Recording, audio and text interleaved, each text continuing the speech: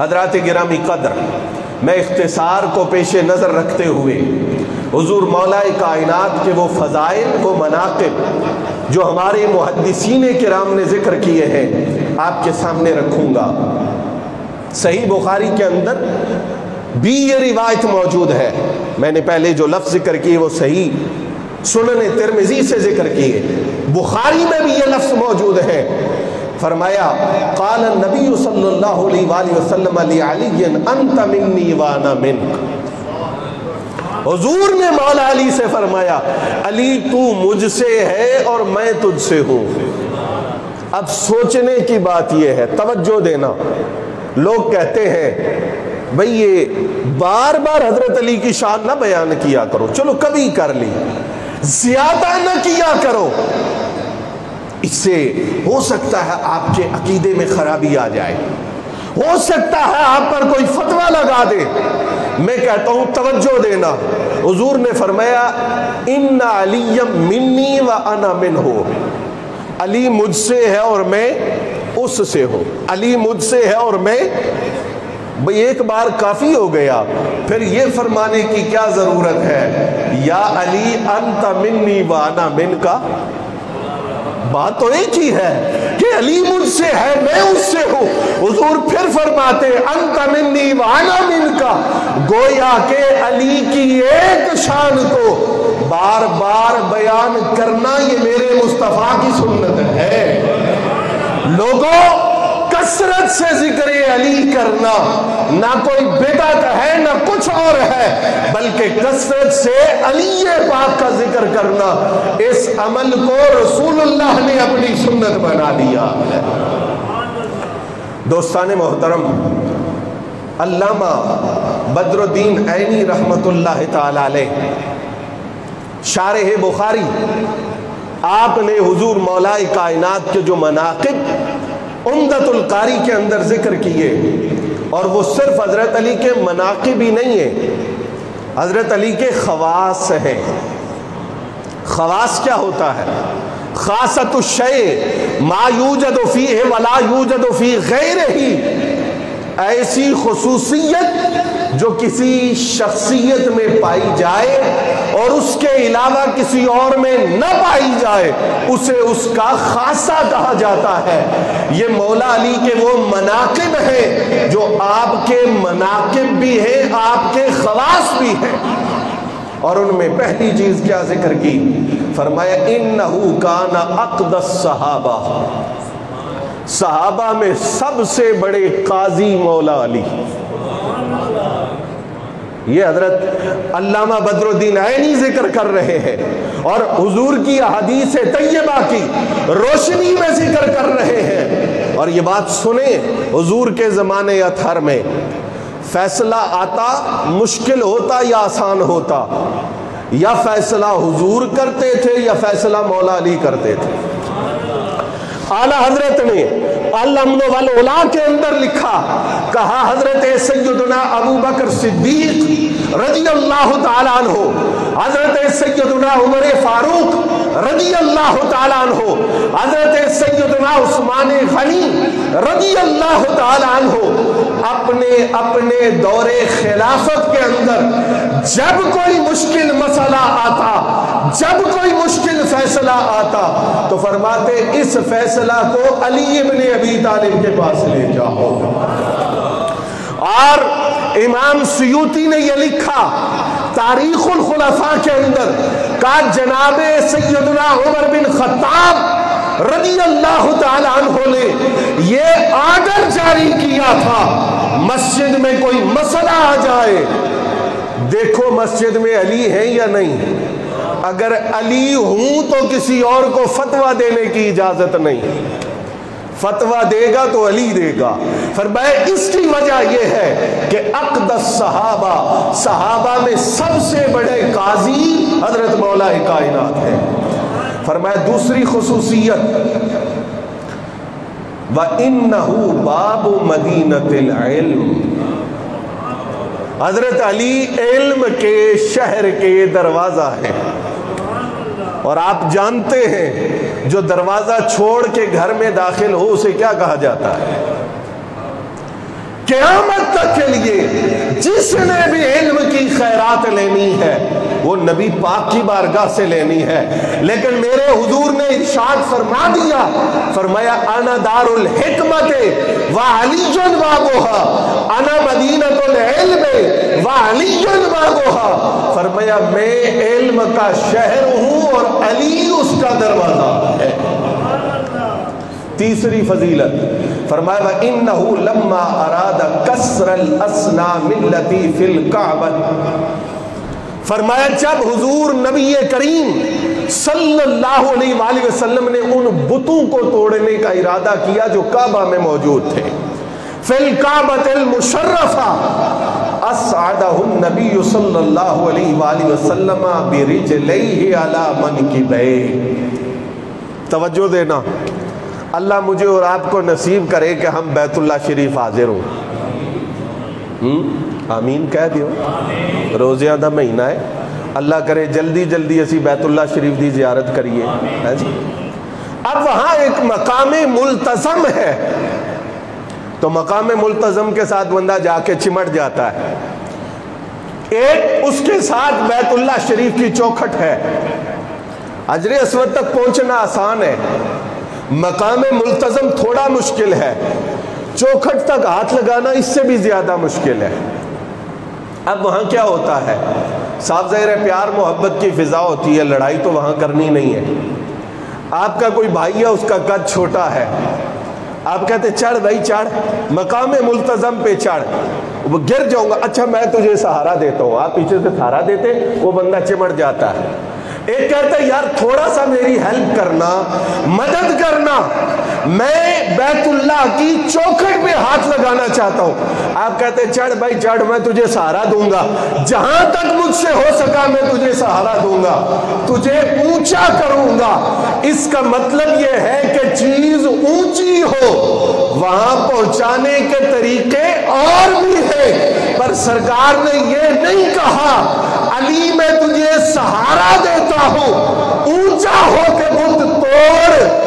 मुस्तफा ने अली को कदमों समेत कंधे पे बिठाया है, हुजूर ने अली को टांगों समेत कंधे पे बिठाया है।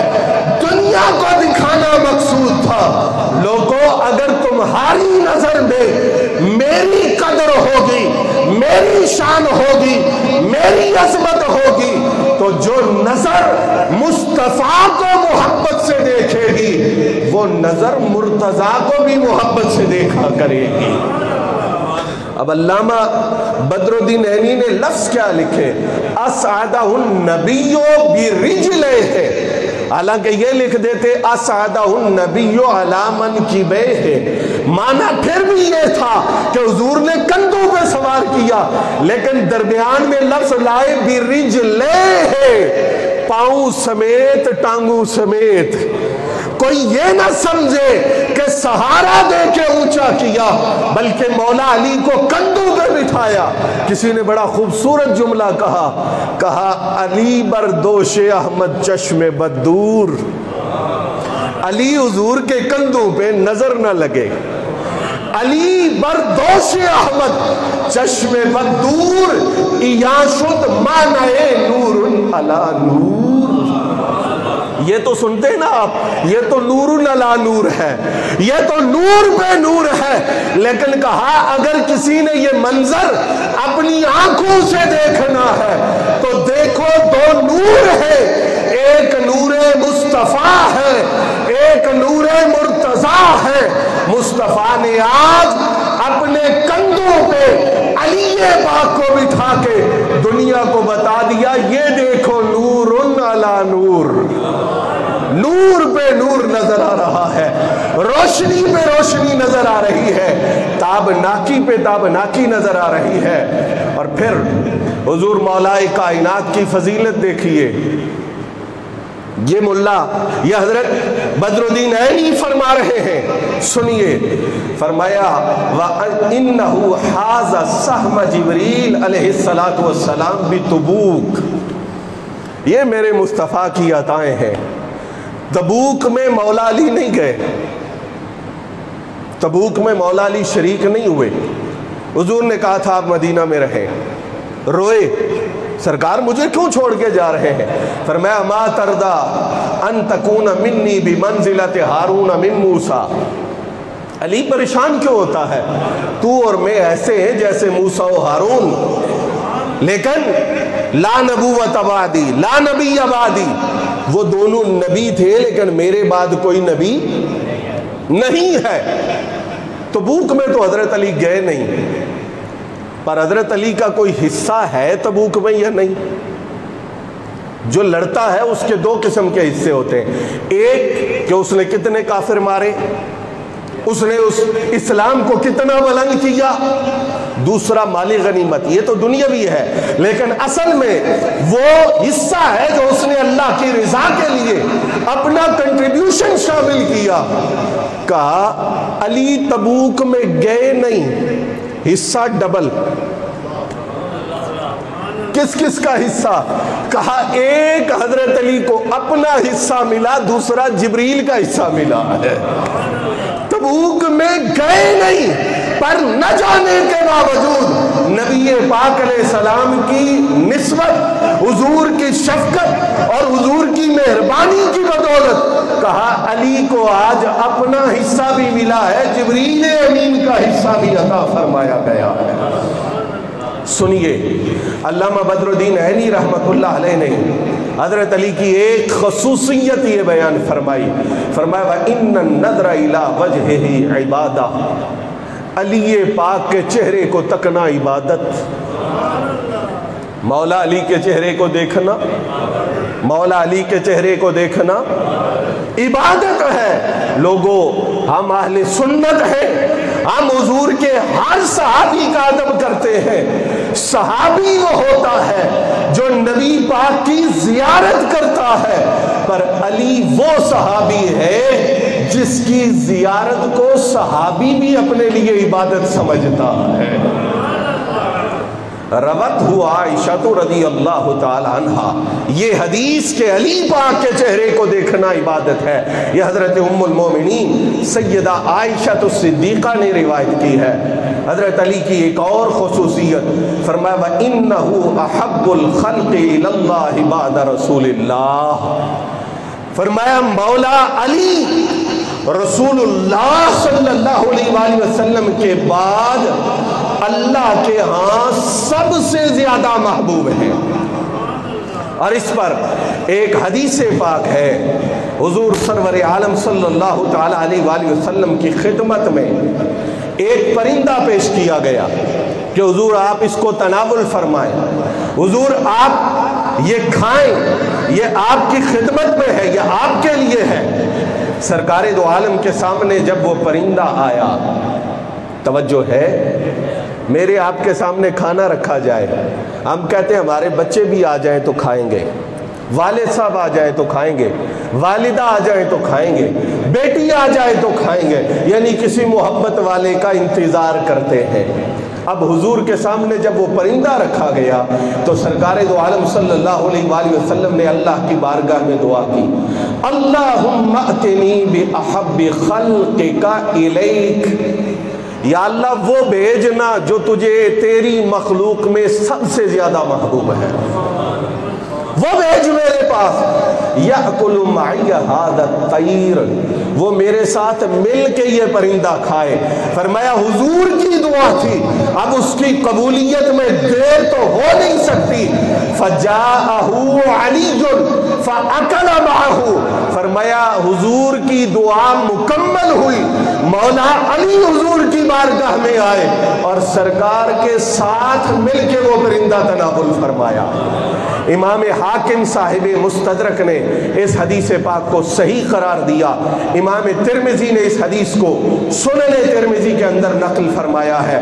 حضور مولا کائنات کی ایک اور شان یہ ہے کہ حضور مولا کائنات کو حضور نے فرمایا یعصوب الدین، علی دین کا سردار ہے، علی دین میں امام ہے، علی دین میں بلند رتبہ رکھنے والا ہے۔ اور حضور مولا کائنات کا ایک عجیب لقب ہے، رز الارض، رزُّ الارض. اب اس کا معنی کیا ہے؟ حضرت علامہ بدر الدین عینی رحمت اللہ علیہ نے اس کے متعدد معنی ذکر کیے ہیں. کہا ایک معنی اس کا یہ ہے کہ حضرت علی کو حضور نے فرمایا صوت الارض، زمین کی آواز. دیکھیں نا، اگر یہ 2 کنال کی جگہ ہو، سب لوگ خاموش بیٹھے ہو تو کہتے ہیں ماحول سونا سونا ہے بھائی. کوئی بھی نہ بیٹھا ہو تو کہتے ہیں دل نہیں لگ رہا. جب 4 بندے بیٹھ جائیں تو آپ 8 گھنٹے بھی بیٹھ لیتے ہیں. اس سے کیا سمجھ آیا؟ علامہ بدر الدین عینی نے لکھا کہ اس سے یہ سمجھ آیا کہ آواز زمین کا حسن ہے، آواز زمین کی خوبصورتی ہے. اب رزُّ الارض کا معنی یہ بنے گا، حضور نے فرمایا علی زمین کی خوبصورتی تیرے ساتھ ہے، تو نہ ہو تو یہ زمین حسین و جمیل نہ لگے. جہاں علی تو ہوتا ہے زمین کا حسن و جمال دوبالا ہو جاتا ہے. اور بلکہ میں یوں کہوں گا مولا علی ہو یا حسن مجتبی ہو یا زین العابدین ہو یا غوث اعظم ہو یا ہند الولی ہو یا داتا علی اجمیری ہو، اللہ کی عزت کی قسم صبح قیامت تک علی کا کوئی بھی بیٹا جب بولتا ہے تو پتہ چلتا ہے مصطفیٰ نے علی کو آواز زمین اس لیے کہا صبح قیامت تک زمین حسین ہے تو علی کے بیٹوں کی آوازوں کی بدولت حسین ہے. اور ایک اور معنی وہ بھی علامہ بدر الدین عینی نے بیان کیا. نعت خوان حضرات سے میں بارہا بعض اوقات سخت جملے بھی میں کہہ دیتا ہوں کہ اللہ کی رضا کے لیے نعت پڑھیں. جو نعت پڑھیں وہ قرآن و سنت کے پیمانے پہ پوری اترتی ہو. جو نعت خوانی کی محفل کروائیں وہ اللہ کی رضا کے لیے کروائیں. جو لوگ دین فروشی کا کاروبار کرتے ہیں، نعت فروشی کا کاروبار کرتے ہیں، ڈیمانڈ کرتے ہیں، ایسے لوگوں سے مقاطعہ کریں. لیکن یہ تو نہیں ہے کہ اگر کوئی نعت خوان نعت پڑھے اور اس نعت کے شعر پر نبی پاک کی حدیث کی تصدیق بھی ہو اور پھر بھی آپ اس کو جھڑک دیں. کیوں بھائی؟ اگر وہ غلط کہے تو اسے جھڑک دو، اور اگر وہ ایسی بات کر رہا ہے جس کی قرآن میں انکار نہیں ہے، جس کا حدیث میں انکار نہیں ہے، جس پہ علماء اعلام کی تائید موجود ہے، تو پھر نعت خوان کو جھڑکنے کا حق نہیں ہے. جس نے خواب میں بھی عمدۃ القاری نہیں دیکھی وہ کہتا ہے تم یہ کیوں پڑھتے ہو کہ علی جیسا کوئی مجھے دکھاؤ. یہ نہ پڑھو، یہ عمدۃ القاری ہے، یہ علامہ بدر الدین عینی ہے. کہتے ہیں اس لفظ کا معنی یہ ہے، حضور نے کہا علی انت وحید الارض، وحید الارض، وحید الارض، اس کائنات میں تو تو یگانہ بن کے آیا ہے، تجھ جیسا کوئی ہے ہی نہیں. تو سب سے نرالا ہے، تو سب سے جدا ہے، تو سب سے الگ ہے. جسے مصطفیٰ کہے، جسے رسول اللہ کہے کہ رزُّ الارض، علماء اعلام کہے اس کا معنی وحید الارض ہے، تو آپ جھڑک دیں، کہیں کہ علی کی شان میں یہ نہ پڑھو جسے مصطفیٰ نے رزُّ الارض کہا ہے. اور علامہ عینی نے اس کا معنی وحید الارض بیان کیا ہے. ہم جو علی پاک کے مراتب ہیں، جو علی پاک کا منصب ہے، جو علی پاک کی شان ہے، اس کو ملحوظ رکھتے ہوئے یہ عرض کریں گے کہ علی پاک اپنے خصائص میں، اپنی خصوصیات میں، اپنے مناقب میں کل عالم میں ایک انوکھی اور منفرد فضیلت رکھتے ہیں۔ یہ فضیلت نہ کوئی اور دے سکتا ہے، نہ کوئی اور لے سکتا ہے، یہ فضیلت ان کو عطا کی ہے، اللہ نے دی ہے، مصطفیٰ کی زبان سے اس کا اعلان کروا دیا ہے۔ حضرات، میں انتہائی اختصار کے ساتھ